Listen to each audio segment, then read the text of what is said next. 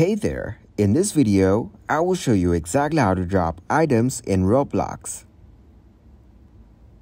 First of all, open up the Roblox game. Dropping items in Roblox depends on the specific game you're playing. So first of all, you need to access your inventory. Most games that involve items have an inventory system. To access your inventory, you may need to press the specific key or button like I for inventory, which are defined by the game's controls. Then select the item once in your inventory. You can usually click on the item you want to use or drop. After that, use or equip.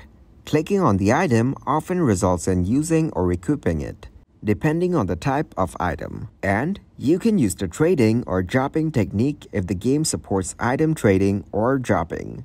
There should be a specific interface or option within the game to trade or drop items.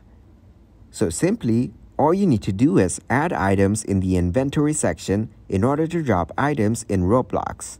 Thank you very much for watching, and don't forget to like the video and subscribe to the channel.